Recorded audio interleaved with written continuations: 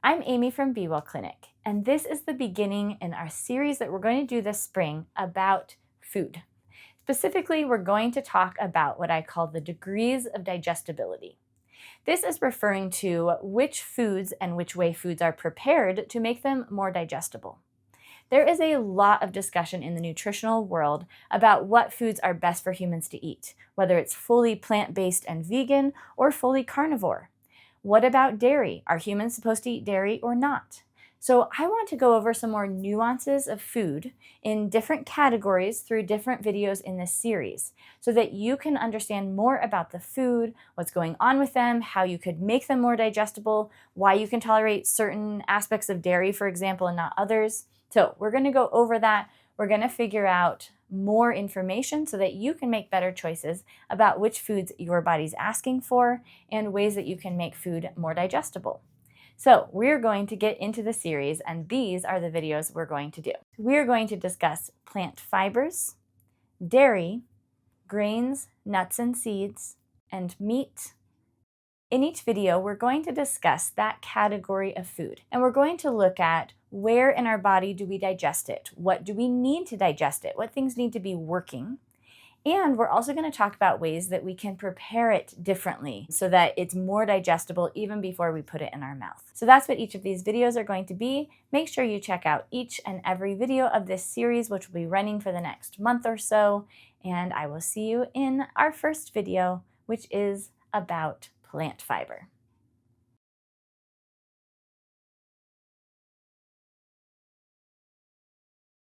I'm Amy from Be Well Clinic, and today is the first in our series of Degrees of Digestibility. If you missed the introduction video, you can go check it out. This is the first in our series, and what we're going to do is each week we're going to discuss a different aspect of food, a different category. For example, today's category is plant fiber. So we're going to discuss how plant fiber is digested in the body, what makes it difficult to digest, what things we need, what things are missing when it's not working, and ways that we can make that food more digestible even before we put it in our mouth. I decided to start the series with plant fiber, and this is actually one of the most controversial food groups that we're going to talk about on this channel, probably. So I want to look at plant fiber. Fiber is so hot right now, right? Everyone in the nutritional world is talking about more beans, more chickpeas, how much fiber do you need? And there's a couple side notes I want to discuss really quick about why I think fiber is really popular and why I don't think fiber should be as popular as it is. Number one, fiber helps slow blood sugar. Sure it does, but animal fat does it better. One of the things we need to remember when we're eating traditionally, instead of looking at information published by a modern medical world or a low-fat diet thought, is that fat is never going to be the answer. It was protein first, and now it's plant fiber. And fiber is the thing that's going to save us from blood sugar. But it's not true. It does help a little bit. Of course it does. But animal fat is going to be the best way for us to manage blood sugar. Not only is animal fat going to slow the spike in your blood sugar, but also it's going to make you more full. You are going to be satisfied and eat less food, less carbohydrates, processed food, and sugar, which is why your blood sugar is primarily spiking in the first place. So with that note aside, let's talk about when we do want to eat plant fiber. So let's talk about digesting plant fiber. We have an omnivore's digestive system, which means we are designed to digest both animal and plant materials. How do we know that? Well, we can look at an herbivore. An herbivore who's designed to primarily eat plant materials has a very different digestive system than we do.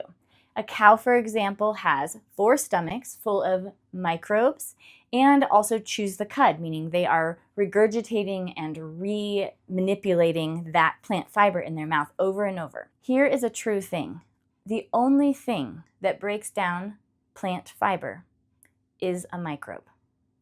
The only thing that breaks down cellulose is microbes. We or a cow actually has no ability to break down plant material. Microbes are the only thing that can do that.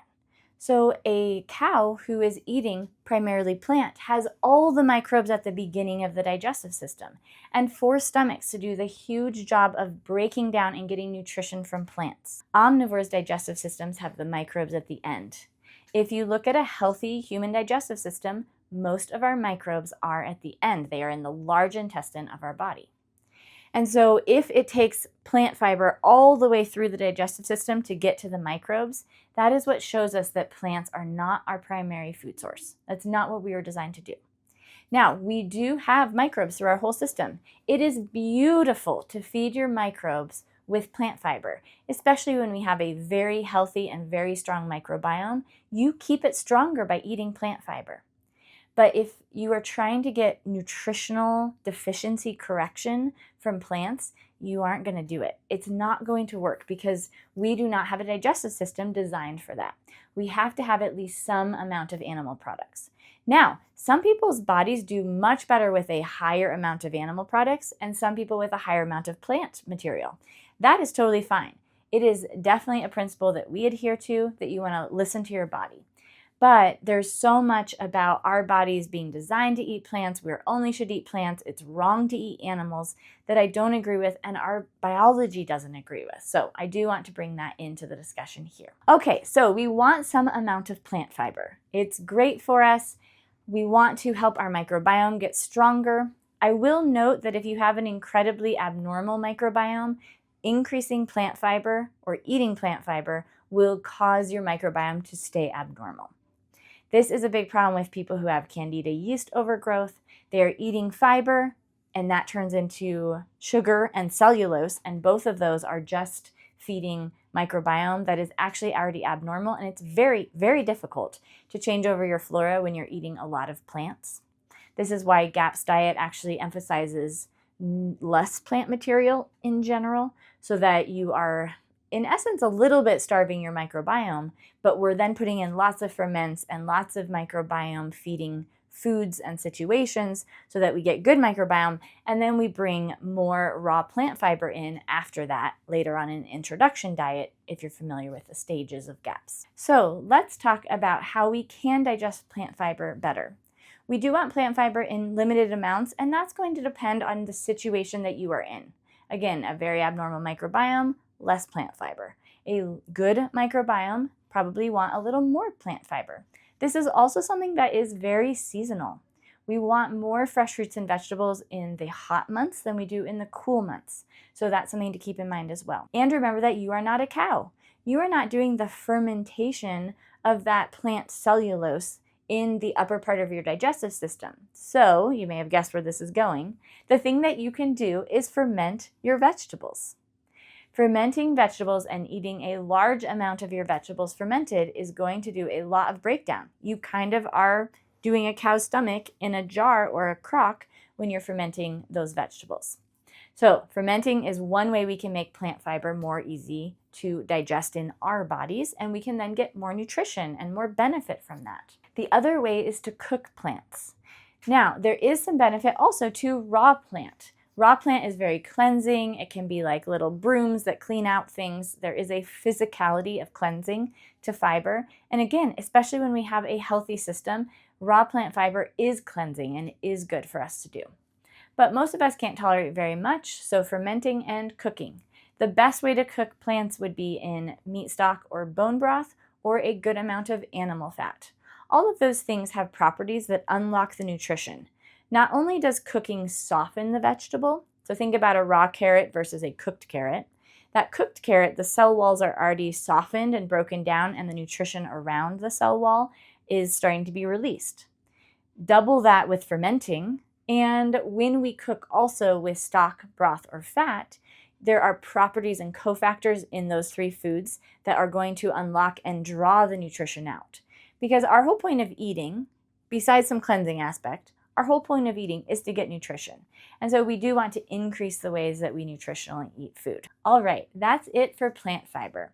A brief overview, but hopefully gives you some ideas about why we recommend animal foods primarily. We recommend cooking plants or fermenting most of the vegetables that we eat unless we're doing something cleansing on purpose. And why we have a different digestive system than an herbivore does. So hopefully that's helpful information for you. If you enjoyed this video, please like it, subscribe, send it to a friend, And the next video is going to be on digestibility of dairy. We're going to talk about which types of dairy and which preparations of dairy are easiest to digest, and maybe even if you are dairy intolerant, with the next video you might figure out some types of dairy you'll be able to tolerate, which gives us a boost in nutrition. So I will see you over in the next one.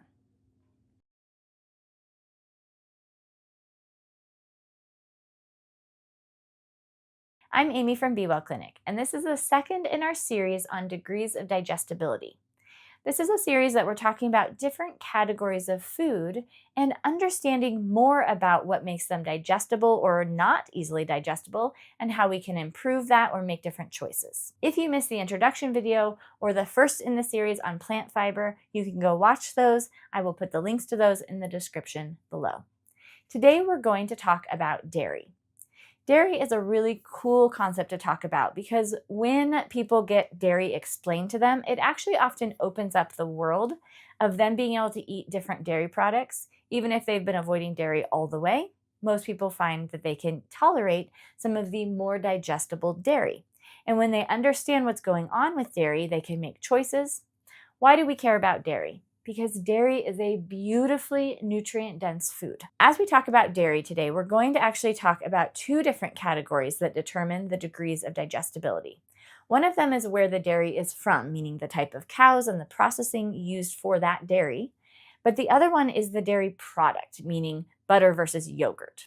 So let's talk about the two different pathways, and then we're going to come together to think about what the most digestible and least digestible food is. First off, let's talk about how that dairy is made. You probably have heard at this point about A2 cows versus A1 cows. The really short answer about that, and there's still controversy even in the natural world, but that A2 cows have a different genetic component, meaning their milk protein is smaller and generally more easy for people to break down and digest. Whereas A1 cows are bred to have a different type of body, but that means that the genetics of their milk means their milk protein is bigger. And that bigger milk protein is harder to break down and digest. So choosing A1 versus A2 milk, if you choose A2 milk, a lot of people can actually have more tolerance to dairy products if they do an A2 because that protein is simply smaller and easier to break down. Of course, in this discussion, we also want to talk about raw or unpasteurized milk versus pasteurizing the milk.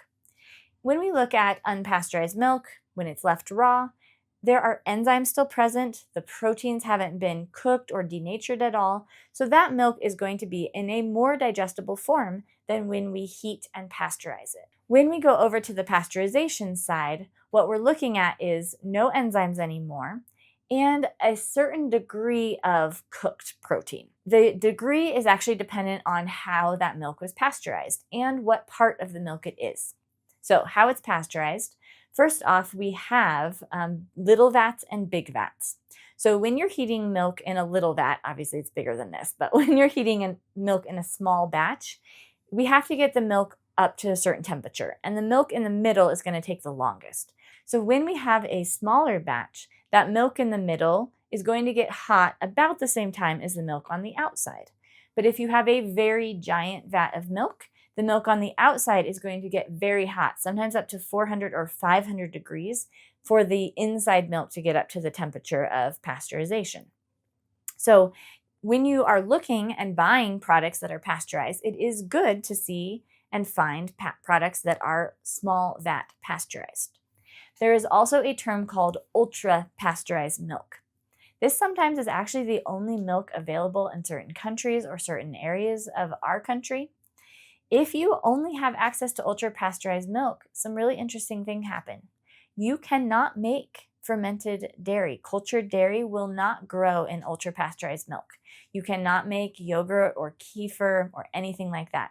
So that really shows you the nutritional value of ultra pasteurized milk.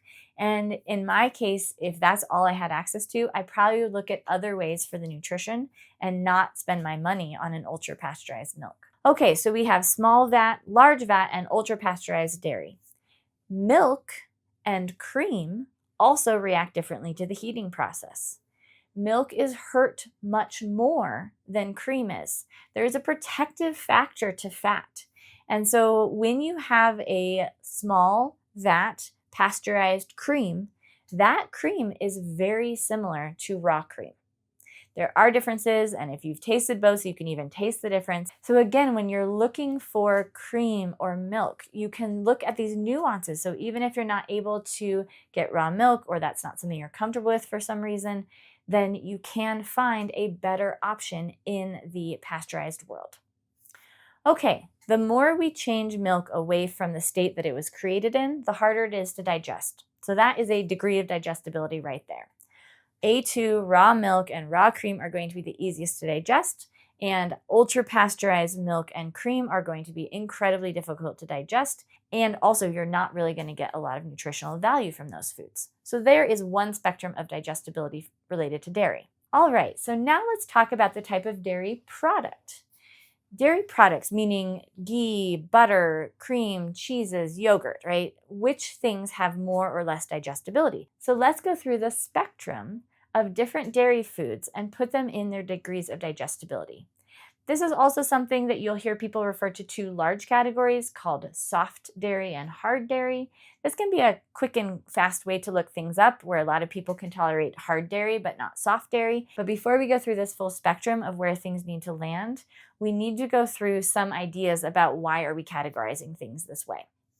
What are the major components of a dairy product? We have protein, sugar or lactose, and then the dairy fat, and we also have whey, which is another protein. Most people have problems with either casein, the main protein in dairy, or lactose, the main sugar in dairy. These are the things that feed our flora, and if it's not broken down in the upper part of our body, if you remember last video, then it will get down to the lower where most of our microbiome is and feed that flora and produce lots of gas and bloating and things like that.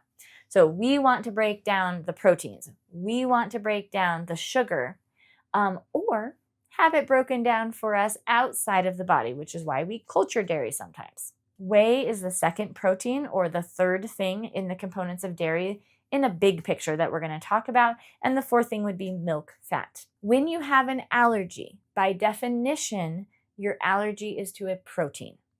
So, number one, when you only have fat, you can't be allergic to it. There can be other body responses that happen. I have that video about what if it's not a food allergy that I'll also link below that could really talk about this. But if you have only fat, you cannot have an allergy to it. All right, so if we look at degrees of digestibility, now let's take the different dairy products. Ghee. Ghee or clarified butter is 100% dairy fat. There is no protein in clarified butter. So you cannot have an allergy to ghee. Now, again, there are other reactions that happen, and I'm not going to gaslight you if you notice one. I used to react to ghee when I first started healing. But ghee is not an allergy, it's a reaction. A lot of people don't have any problem with ghee. So we have ghee or clarified butter, and then we get to butter. What's the difference? Butter has a little bit of protein. If you cook butter and you notice there's some solids, right? The things that burn when you're trying to cook it on higher heat, or you can just kind of notice if you're warming up butter in your pan, you'll notice some solids kind of floating on the top or sitting in the bottom. Those are milk protein solids, and those are going to potentially cause a reaction even in that small amount, depending on what your body is reacting to. So we have ghee and clarified butter, then we have butter. That's going to be the next tolerated. You can also culture butter. So you can culture your cream and then make butter, and that a little bit of protein that's still left in the butter is now cultured and broken down, which will make more sense in a second, but that may be that you don't react to it. So technically, ghee and clarified butter, cultured butter, and then butter would be our beginning of most people can tolerate all of those, but if you can't, those would be the degrees. So the next thing we have on our degrees of digestibility is cream. And within the cream things, we have cultured cream and not cultured cream. So cultured cream would be more digestible, like sour cream or creme fraiche. And then not cultured cream also has a little nuances, like heavy whipping cream has less likely protein in it. So if you have protein mixed in, just like the butter, that's what's causing the issues. All right, moving on to milk products. So milk products have two major problems: lactose and casein. Whey, although that's a protein, is tolerated by most people. Most people are not having a problem with the whey protein. They have a problem with casein as a protein and lactose as a sugar. If we culture any of the milk products with either kefir or kefir or a yogurt culture, of which there are many, we will break down the casein and the lactose. Lactose is completely broken down within 24 to 36 hours of a culture. 100% of the lactose is gone in a good culturing of milk to a yogurt or a kefir or kefir. You can also get close to maybe 80 to 100% potentially breakdown of the casein protein. So that protein is pre-digested. So people who are having trouble with lactose and casein, if you culture your dairy long enough, you do not have to have problems. Good news on that front. Now, do remember when you're culturing, you're increasing the microbes, and you might get a die-off reaction if you increase them too fast. But you're not probably reacting to the dairy in that case, you're actually reacting to the die-off of the good microbes coming in, which you can work through and get back past. All right, the next category we're going to do is cheeses. This is a broad category and includes soft cheeses like brie, but also farmer's cheese, cottage cheese, cream cheese, and then hard cheeses and medium cheeses like mozzarella, but also Parmesan is a hard cheese. So this whole category of cheeses. The very simple answer for cheeses is the longer it takes to culture, the more it's easy to digest. Just like the yogurt. If it's cultured long, you're going to break down the casein and the lactose, and you're going to have an easier time with it. So if you pay attention to how long your cheese took to make. So mozzarella and brie and other soft cheeses are very quick culture. Cottage cheese can be variant in the middle. And then we have things like Parmesan cheese and even cheddar cheese, which are taking months and many months sometimes to culture. So the longer we culture, the more the lactose and the casein are broken down, the easier it is for you to digest. And the last thing we're going to talk about is milk, literal milk or things we make directly from milk. So you may not think about it, but ice cream, for example, is just made from milk, right? There's no culturing, there's no changing of it. It's cooked maybe if you do a custard, but milk is milk. When you make ice cream, it's milk. You drink milk, or you have ice cream, or you have similar things like that, using milk to cook in, things like that. So with milk, this is where we come to what we talked about at the beginning. Is it A1 or A2? Is it raw or pasteurized, right? Those are going to be your degrees of digestibility there. But hopefully you can see from this whole thing that if we go all the way back to ghee, which should be digestible by basically everyone, all the way up to drinking milk, drinking pasteurized milk would be the most difficult thing to digest. There is a huge amount of degree of digestibility here. And hopefully there's somewhere that you can start putting in some dairy foods. Because again, dairy foods are very good nutritional value for us. And they are also delicious. The last few things that I want to throw in that are just good for us to know about dairy are that the reaction we have to dairy depends to some degree on our liver. If you watch, again, I'll link it below, the video on digestive fire. Digestive fire talks about how hot our stomach acid and our digestion system is overall. And if we have a low fire, a weaker digestive system, dairy is not going to do good, even if you can normally tolerate it. Another thing I want to think about with dairy is kind of what we discussed again with the first video on plant fiber. If you are eating dairy and tolerating it, meaning you're not having major symptoms, but the sugar is feeding the abnormal flora, that will cause problems even though dairy is not a problem, but the feeding of your abnormal flora is a problem. The last thing to really sum up all of this is that debate whether humans are supposed to eat dairy or not. And if you really look at the genetics, there are a large amount of humans that do not genetically have the ability to digest dairy. However, I don't think that means that we're not supposed to eat it. If it's a food that has nutrient density, is easy to obtain, has been used in traditional cultures, and we have good microbiome. So either we're using the microbiome in the dairy to culture it before we consume it, and or we also have a microbiome in us. So yes, not every human can digest dairy on their own, but we can have the ability to digest it with the help of microbes. So I hope that encourages you. I hope that helps you figure out where dairy is for you. I have other videos on dairy and the other videos that I discussed, so make sure you check out those links in the description below. And if you like this video, like it, subscribe, and stay tuned for the next video in which we're going to talk about the digestibility of grains, nuts, and seeds. I'll see you in the next one.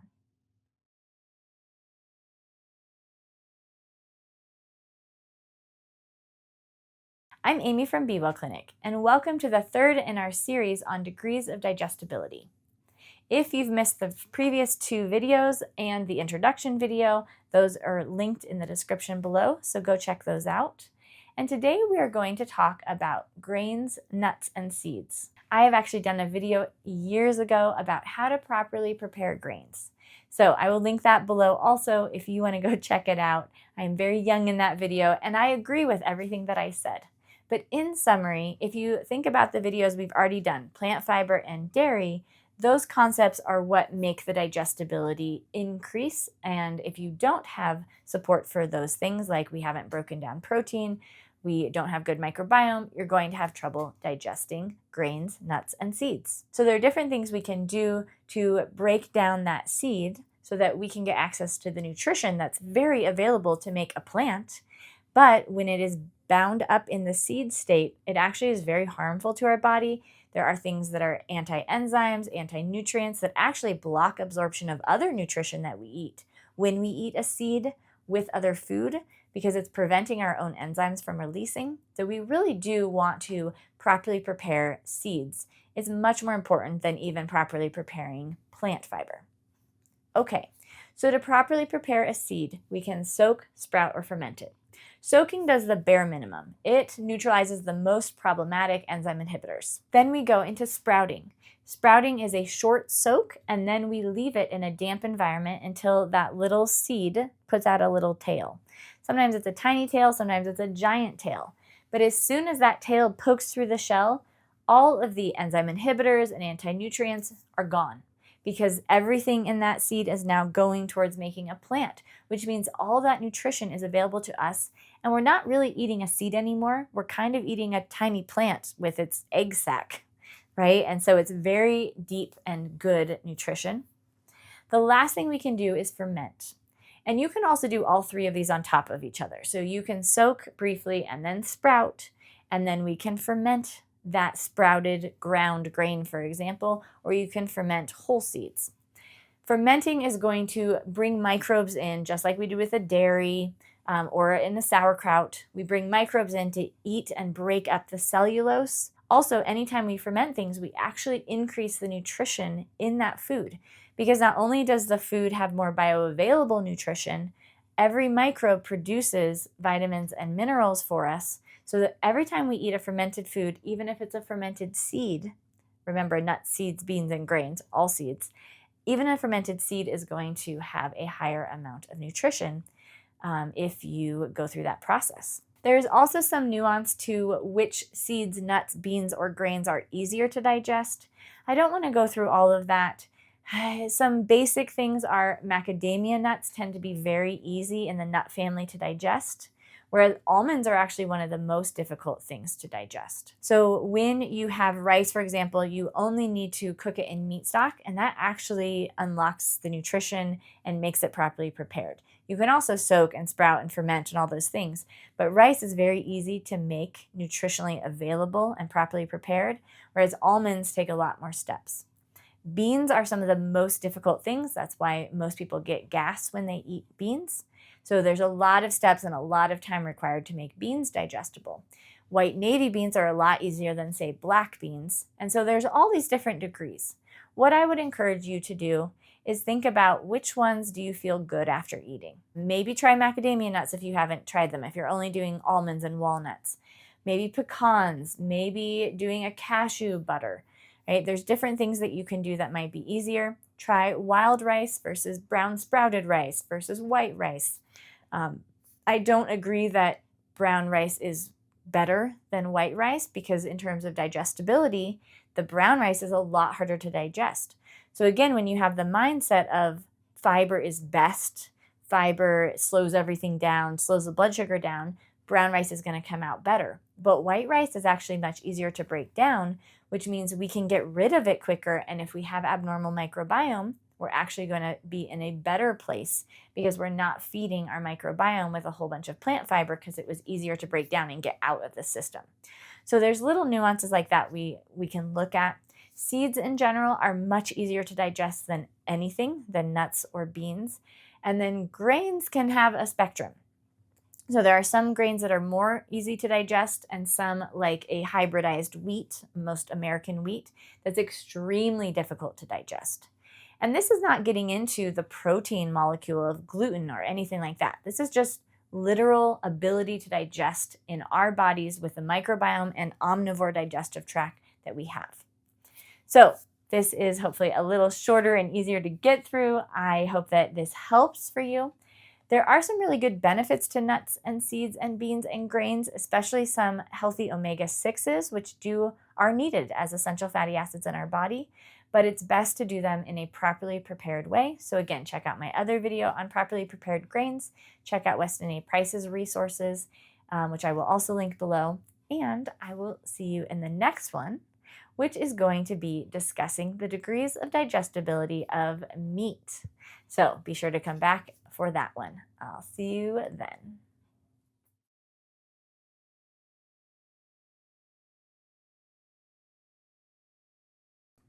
Hi, I'm Amy from Be Well Clinic, and this is the fourth and final video in our series about degrees of digestibility. In this series, we've been talking about different food categories and what makes those foods within the categories more or less digestible. We're talking about how it's broken down in our bodies, but also what we can do to make it more digestible even before we put it in our bodies.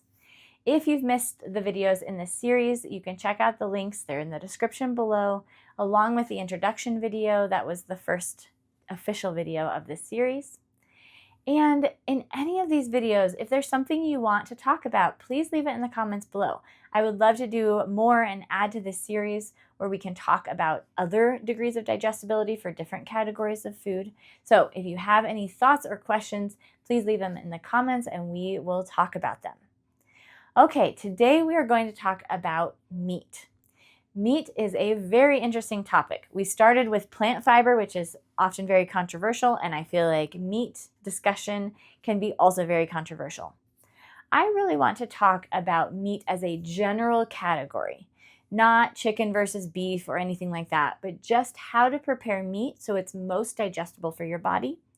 And then when your body is healed or stronger, I'm thinking kind of from a GAPS perspective, we actually get to the more difficult types of meat to digest and what those are. So let's get into it. But before we get into the degrees of digestibility of meat, let's quickly review what digestion of meat looks like. Unlike plant fiber, which is digested at the end of our digestive system, meat digestion begins at the beginning.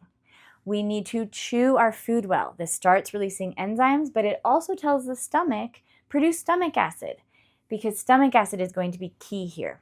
When we've chewed our meat well, and then we swallow that chewed meat into our stomach, it mixes with our stomach acid, which hopefully is well prepared, and that stomach acid and food mix together to something called chyme. Chyme is then released after a few hours into the small intestines, and when the chyme is acidic enough, meaning a pH of 3 or less, this is very acidic. The acidity of vinegar is 3 to 4. So food plus stomach acid still has to be a pH of 3 or more acidic than that for the enzymes of the pancreas to release, which is the bulk of the protein digestion. So where plant fiber again is digested at the end, our animal foods, especially protein, is going to be digested mouth to stomach communication, stomach, food mixing, chyme, pH of 3 into the small intestines.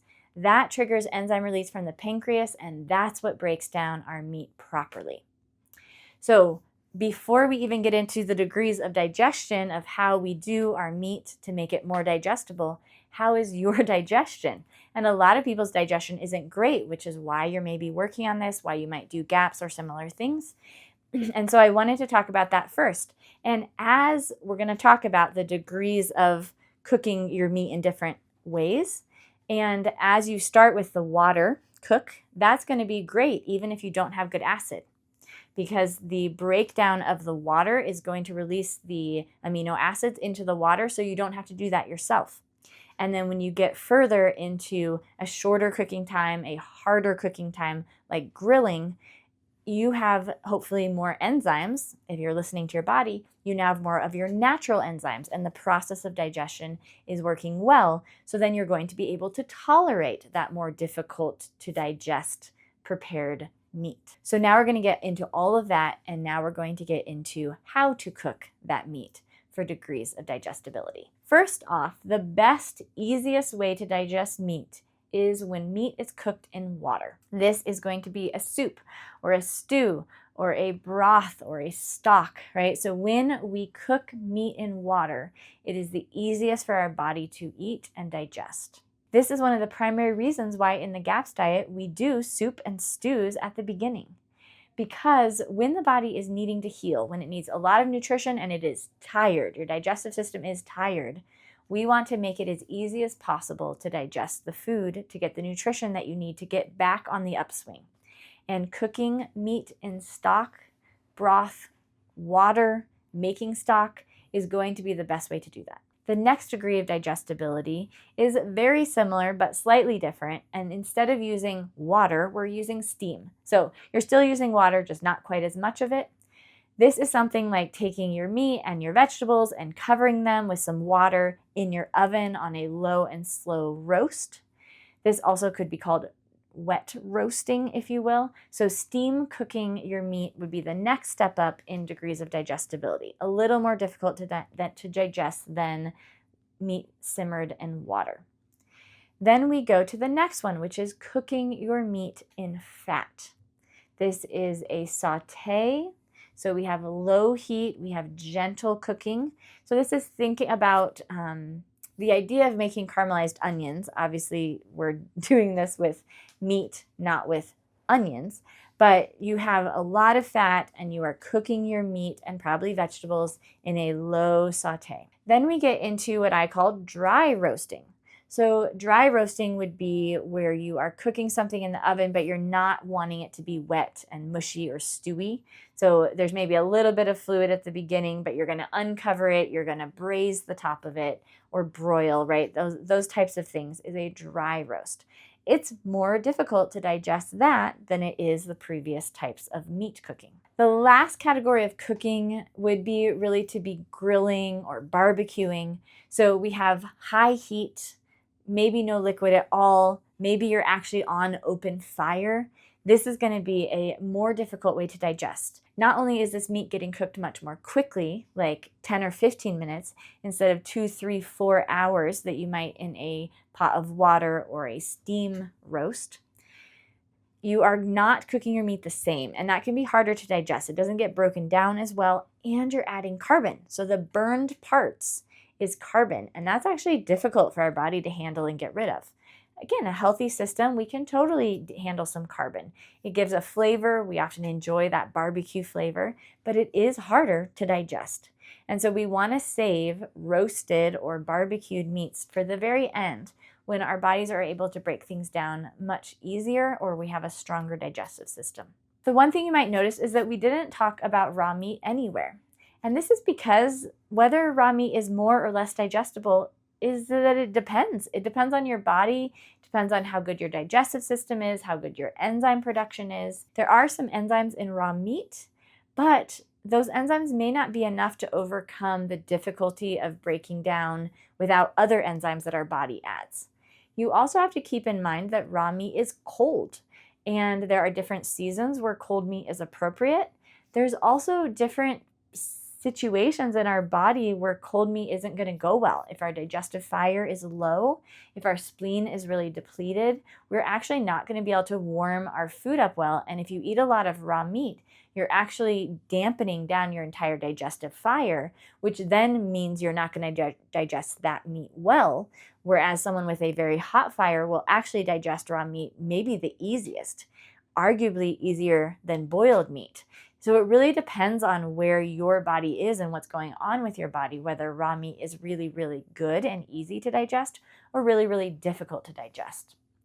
The other thing with raw meat, of course, is there's a little bit of a risk of worms and parasites and things like that. The main thing I want you to think about with that is freezing helps, but not with everything. So we talk about eating raw liver a lot here. And a deep frozen raw liver, 2 weeks in a deep freezer at 0 degrees, the USDA says safe to eat raw. But if you don't have good stomach acid, if something slips through your stomach acid, there is a chance that you're going to get a little bit of a worm or parasite overgrowth. Now, we also know that worms and parasites are part of our flora and are there for they're trying to help, right? They're trying to be beneficial, even if things are out of balance, and they maybe get a little out of balance. So we're not anti-worm and parasite. That's so funny to say. But it's really good to be aware of your own situation. If you are in a depleted state where your stomach acid is low, this is not a good time to eat raw meat. It's not a good time to eat raw sushi, because you have much more of a chance of something slipping through that the body actually wanted to keep out, would have killed with stomach acid, and you weren't able to do it because you literally lacked the resources. So that's another thing to keep in mind. In general, it's not best to eat raw meat when you are working on your digestive system. If you are healing and unwell, raw meat is not the best choice for you. Raw sushi is not the best choice for you. But again, with all of these things, if you are in a strong state, raw meat can be very good and very nutrient dense, and very boosting enzymatically. Digestion can actually be easier because of that. So hopefully all of that makes sense. And I hope you enjoyed the series. Again, if you feel like you had a question, you want to talk about a different category of food, please leave it in the comments below. Please like this video, subscribe to our channel. We do lots of videos like this. And you can check out our next video about ways to care for your body, to care for your health. And I will see you in that next one.